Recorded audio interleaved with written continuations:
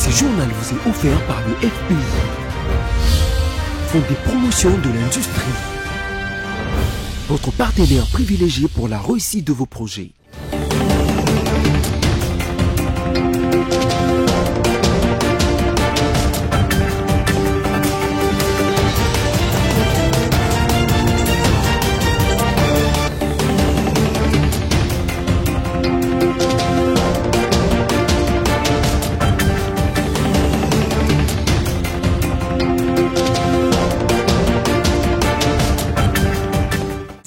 Nous sommes en République démocratique du Congo, plus précisément à Kinshasa, la capitale, et vous êtes sur BC Télévision. Bienvenue à tous.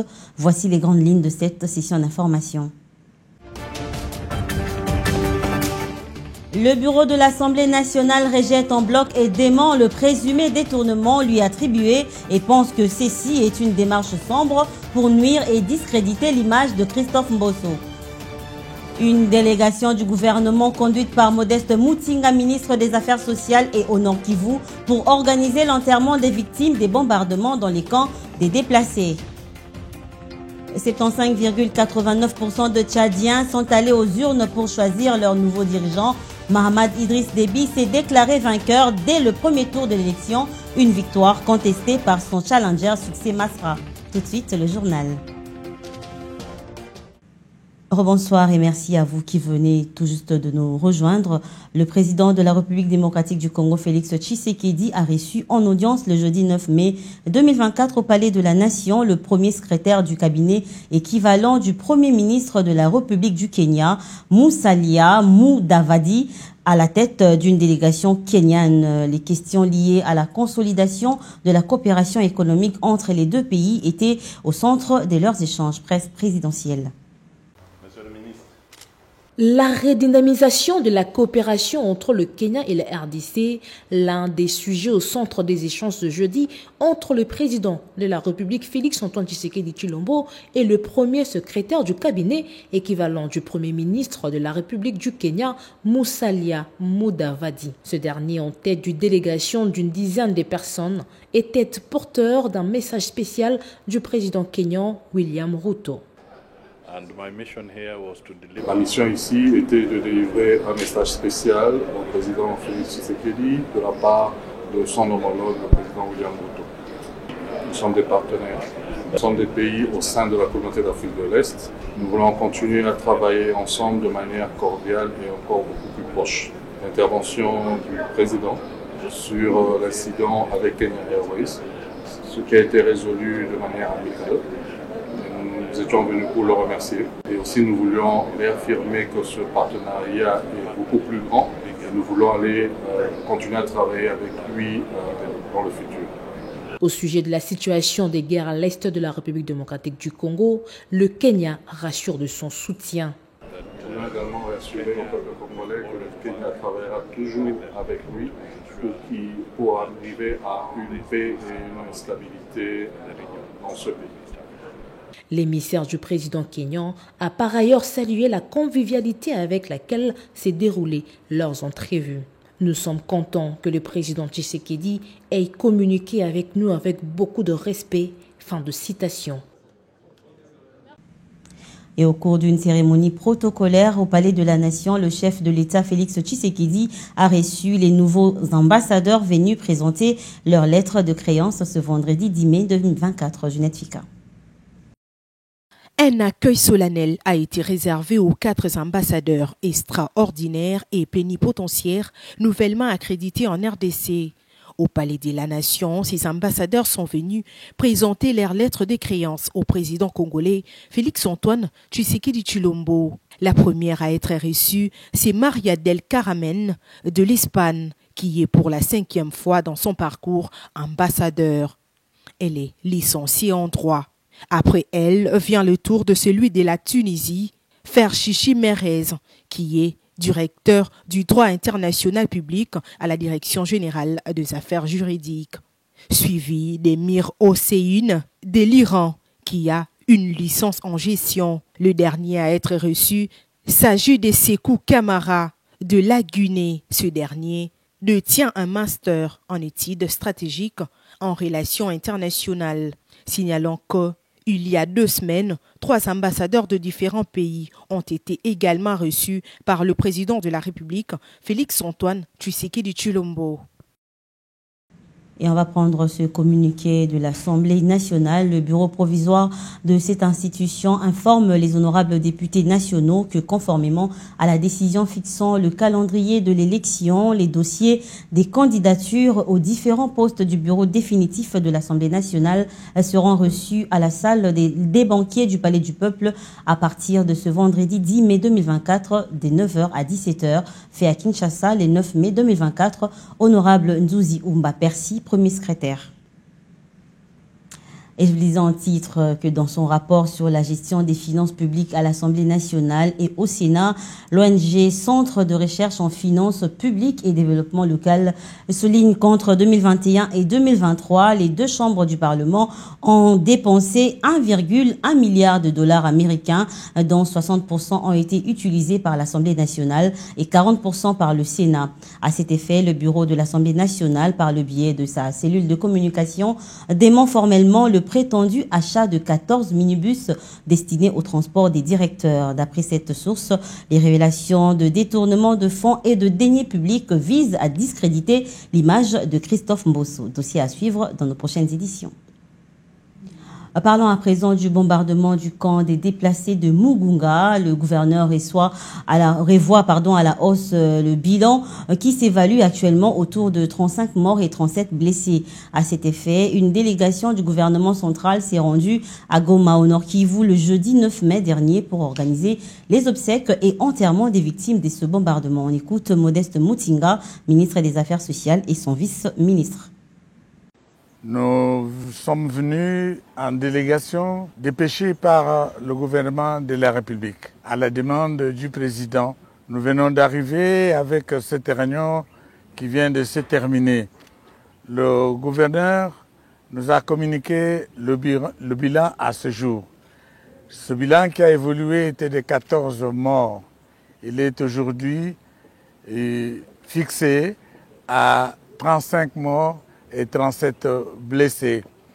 Nous avons décidé d'organiser les obsèques le samedi prochain. Toutes les dispositions sont prises pour que ces obsèques soient dignes des fils du pays qui ont perdu leur sang pour l'intégrité de notre territoire, pour sauver la patrie. Nous sommes donc en deuil. Nous continuons la méditation jusqu'à l'organisation des obsèques le samedi prochain. Et il est inadmissible qu'on s'intéresse au Congo qu'avec les matières premières, là où ça intéresse la communauté internationale, on monte au créneau. Mais lorsque des vies humaines, des enfants, des femmes sont fauchés, sont violés à longueur de journée, ça n'interpelle pas la communauté internationale. Nous en avons marre. Et avec le chef de l'État, nous voulons effectivement nous battre pour que nous puissions défendre nos droits. Et cela par toute voie de droit, justement. À Kinshasa, la question des transports en commun demeure un défi majeur pour les 16 habitants. Les conducteurs des taxis, bus et motos attribuent cette situation au mauvais état des routes qui causent tellement d'embouteillages, mais également aux multiples tracasseries policières. Ajoutez à cela la pénurie de carburant dans les stations-service. Isaac Bopima et Généros Essengo. Avec une population en constante croissance et des infrastructures souvent surchargées et mal entretenues, les déplacements quotidiens demeurent un véritable calvaire pour de nombreux Cunois à cause des embouteillages monstres devenus monnaie courante dans les grandes artères de la ville, transformant des trajets relativement courts en des épreuves prolongées et épuisantes. Pour beaucoup, les trajets quotidiens sont devenus une source de stress et de frustration, impactant leur qualité de vie et leur productivité. Je suis en train de me rendre sur ce boulevard, mais les transports sont difficiles. Vraiment, il n'y a pas de taxi aux arrêts de bus, il n'y en a pas. Depuis que j'ai commencé à marcher, je suis même essoufflé. Mais sinon, si je dois faire le boulevard à pied, je ne sais pas. Embarrassée quant à la solution à adopter, la population quinoise observe aussi une hausse de tarifs de course variant en fonction de lieu et des heures et sans tenir compte du dernier réajustement de la circulaire tarifaire datant de mars 2023. À cet effet, les conducteurs expliquent pour leur part que c'est à cause de l'augmentation du prix du carburant à la pompe et ses embouteillages monstres à Kinshasa qu'ils augmentent à leur tour les tarifs. Bon, le problème, il y a tarifs comme plus élevés, mais il y a exagération. Namboka na biso d'abord, il faut monter à faire en négociation. Il y a monté en Akilia, premièrement. Deuxièmement, conjoncture, tous vivre en Namboka, et ça sous favorable. Du jour au jour, bateau est à combattre. Tant que vous avez ceux qui ont fait moto 500 francs, 500 francs, ils ont donc, on a obligé de ça. De plus en plus, ils ont brillé par motard, et ils ont le col à l'Ikambo et à Takaseri. Aujourd'hui, ils sont dans 4 coins de ville à Kinshasa. Au Gomona, tous ont un service et les autres déranger moto. Tous ont un agent de transport. Tous ont soi-disant il y a un an, soi-disant, tous ont ceux qui soi-disant à des jeunes, tous ont la police. Non identifié, déranger moto. S'agissant de la pratique appelée communément des mi-terrains, consistant à sectionner les trajets, les chauffeurs justifient toujours cela par les embouteillages. Pour la raison des mi-terrains, la salle a rengoté. Mais on va salle en il y a pour une qui embouteillage n'est comme ma casse, suite à l'embouteillage. N'a pas ma boulou. Mon place, mon chauffeur a zoulou 4 000, 1000 francs, à la salle en 1 heure du temps. 1 heure du temps. Tanezo kende na ta kokota mutuka na ta be uluka za mo eloko kenanda kunae bati ba mutiage oyo babo kutaka banjira mutiage c'est la demi-terre négocier. Étant le moteur de la mobilité urbaine, de l'économie et de la cohésion sociale, il est essentiel que le gouvernement et les autorités compétentes prennent des mesures concrètes pour améliorer la situation des transports à Kinshasa et offrir une meilleure qualité de vie à ses habitants. Sachez également que le 10 mai est la journée nationale des mémoires de la traite, de l'esclavage et de leurs abolitions. Depuis 2006, la France est le premier État et demeure le seul qui, à ce jour, ait déclaré le traite négrière et l'esclavage crime contre l'humanité. Elle est également le seul État à avoir décrété une journée nationale de commémoration. Roger Matadi nous en dit plus dans cet élément. Les présidents de la République française, Jacques Chirac, président de 1995 à 2007, avaient décidé de faire du 10 mai la journée commémorative de l'abolition de l'esclavage en métropole. L'occasion pour la France métropolitaine d'honorer les souvenirs des esclaves et de commémorer l'abolition de l'esclavage. Et oui, en 2006, la France a désormais fait place à l'esclavage des Africains dans les récits nationaux. Pourtant, en France, la mémoire officielle de l'esclavage s'est longtemps cantonnée à en commémorer l'abolition. Après la seconde abolition de l'esclavage dans les colonies françaises en 1848, les républiques successives entretiennent dans l'ensemble les silences de l'État sur ses passés esclavagistes, au motif qu'il faut tourner la page et passer à autre chose. Si les différents gouvernements organisent des cérémonies variées, en particulier après les années 1920, il s'agit surtout d'y commémorer les rôles émancipateurs de la République à travers la figure de l'abolitionniste Schœlcher. Les traites négrières est définie comme un commerce d'esclaves noirs par les négriers africains, arabes et européens. La traite atlantique échange des marchandises contre des captifs en Afrique, puis déportation de ces captifs vers les colonies d'Amérique où ils sont vendus et deviennent esclaves des colons européens.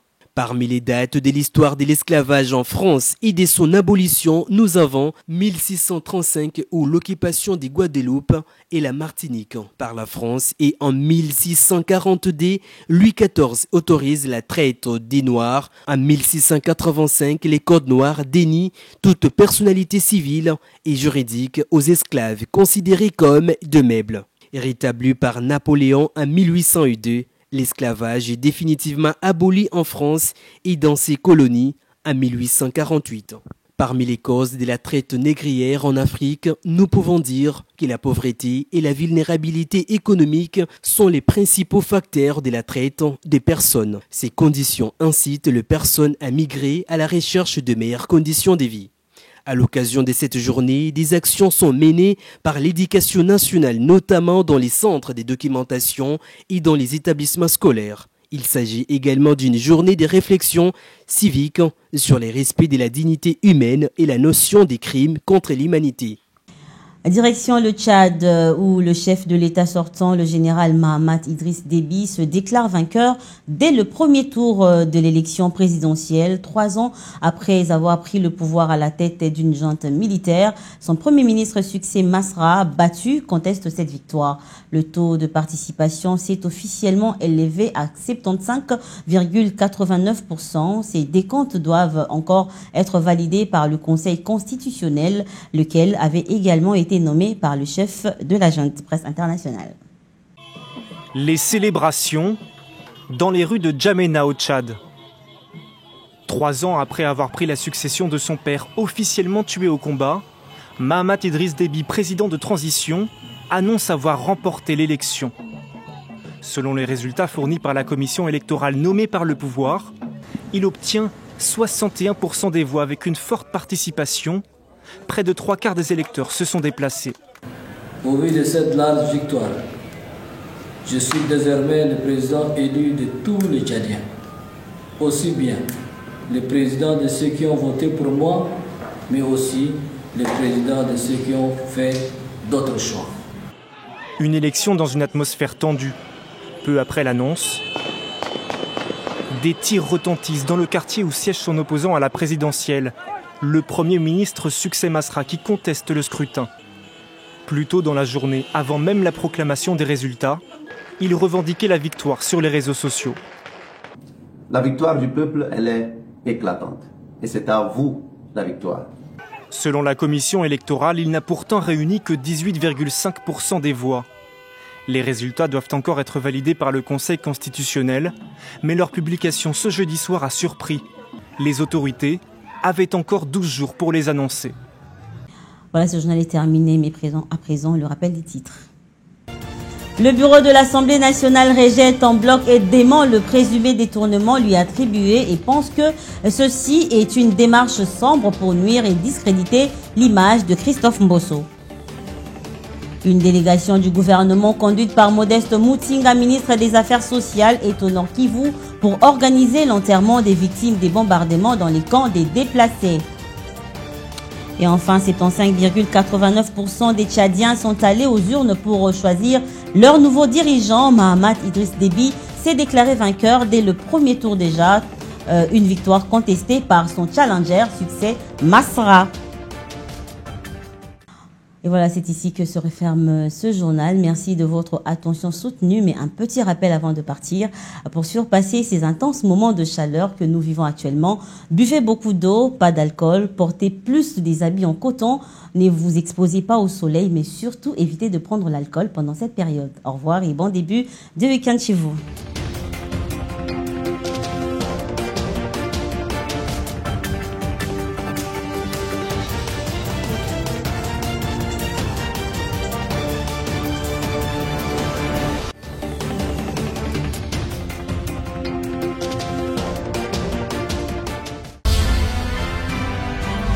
Ce journal vous a été offert par le FPI, Fonds de promotion de l'industrie, votre partenaire privilégié pour la réussite de vos projets.